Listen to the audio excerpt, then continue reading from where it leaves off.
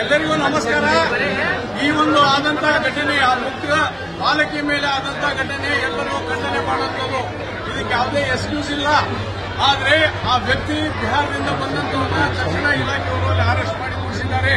ನಾವು ಕೇಳಿದ್ವಿ, ನೀವೆಲ್ಲರೂ ಸಿಕ್ಕಿದೆ, ಇವತ್ತು ಜನತಾ ಶಿಕ್ಷೆ ಆಗಬೇಕಂತ ಒಂದು ನಾವೆಲ್ಲರೂ ಕೂಗಿದೆ.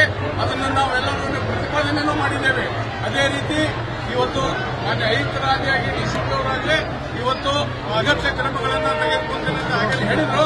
ಮಾನ್ಯ ಆಯುಕ್ತರಲ್ಲಿ ನಮ್ಮ ಸಂತೋಷ್ ಚವ್ಹಾಣರದ್ದು, ರಾಯನಗೌಡರದ್ದು, ಅನೇಕ ಕಾರ್ಪೊರೇಟರ್ಗಳು ಇವತ್ತು ಈ ಸ್ವರ್ಣ ಕಲ್ಲಿಗೊಂಡ ಅವರು ಬಂದಿದ್ದಾರೆ. ಇವತ್ತು ಮಹಾನಗರ ಪಾಲಿಕೆಯಲ್ಲಿ ಸದಸ್ಯರು ಈ ಘಟನೆ ನನ್ನ ಮೊಮ್ಮಗಳ ಮೇಲೆ ಆದಂತಷ್ಟು ಘಟನೆಯನ್ನು ನಾನು ಖಂಡಿಸ್ತೇನೆ. ಇವತ್ತು ಆ ಮಗುವನ್ನು ನೋಡಿದ್ರೆ ತಕ್ಷಣ ನಾನು ತಲೆ ಚಕ್ರ ಬಿದ್ದೀವಿ. ನಾನಂತೂ ಸಂತೋಷ್ ಚವ್ಹಾಣ ಅಂತ ಅಲ್ಲಿ ಕೆಎಂಸಿಯಲ್ಲಿ ಹೋಗಿ ಬಂದು ನೋಡಿದಾಗ ಇಡೀ ಒಂದು ಇವತ್ತು ಅವಳಿ ನಗರಕ್ಕೆ ತಿಳಿಸುವಂತ ಬಂದಿದೆ.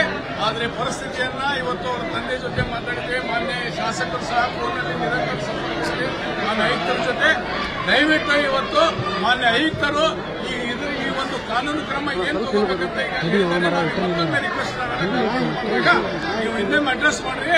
ಜನತೆಗೆ ಒಂದು ಬಲವಾದ ಭರವಸೆ ಬರಬೇಕು. ಇಂತಹ ಘಾತುಕಗಳನ್ನ ಯಾವ ರೀತಿ ನ್ಯಾಯ ಮಾಡಲಿ ಅಂತಂದು ಕೆಲವೊಂದು ವಿಷಯಗಳನ್ನ ನಾವು ಮುಖ್ಯವಾಗಿ ಓಪನ್ ಆಗಿ ಹೇಳಕ್ಕಾಗಲ್ಲ ಅಂತಿದ್ದಾರೆ.